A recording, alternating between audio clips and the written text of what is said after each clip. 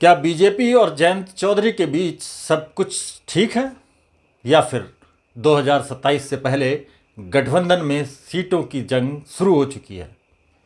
पश्चिम उत्तर प्रदेश में बीजेपी और राष्ट्रीय लोकदल साथ तो हैं, लेकिन अंदर खाने सीटों को लेकर ऐसी खींचतान चल रही है जो चुनाव से पहले गठबंधन की सबसे बड़ी परीक्षा बन सकती है। आखिर कौन झुकेगा, बीजेपी या जयंत चौधरी? आइए समझते हैं पूरा सियासी खेल। दोस्तों नमस्कार। 2027 विधानसभा चुनाव से पहले पश्चिमी उत्तर प्रदेश का सियासी तापमान तेजी से बढ़ रहा है। वजह है बीजेपी और राष्ट्रीय लोकदल के बीच सीटों का गणित। गठबंधन बरकरार है, लेकिन सवाल यह है कि सीटें कौन छोड़ेगा। बीजेपी अपनी जीती हुई सीटें छोड़ने को तैयार नहीं और राष्ट्रीय लोकदल अपने बढ़ते राजनीतिक प्रभाव के दम पर ज़्यादा हिस्सेदारी की मांग कर रहा है। सबसे बड़ा घमासान मेरठ, बागपत, मुजफ्फरनगर, शामली और गाज़ियाबाद में देखने को मिल सकता है। मेरठ में सिवाल खास पर राष्ट्रीय लोकदल का दावा मजबूत माना जा रहा है, लेकिन किठौर और सरधना पर भी उसकी नज़र है।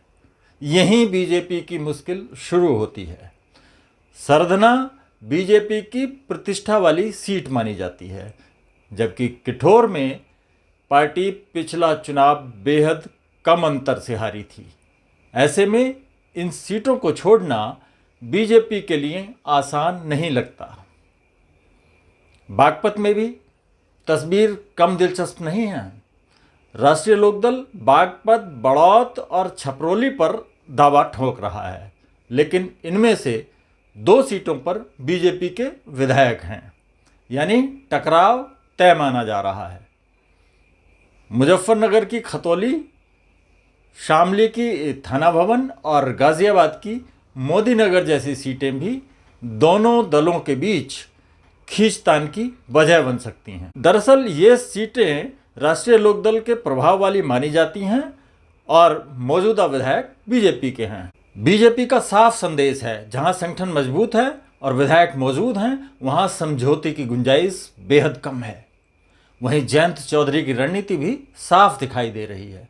राष्ट्रीय लोकदल मानता है कि अब उसका प्रभाव सिर्फ जाट वोटों तक सीमित नहीं रहा।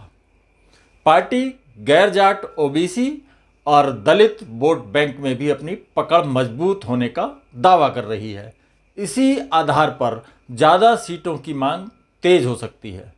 लेकिन असली सवाल यही है, क्या बीजेपी अपने सहयोगी को संतुष्ट करने के लिए अपनी सीटें छोड़ देगी या फिर राष्ट्रीय लोकदल को अपनी मांगें कम करनी पड़ेंगी?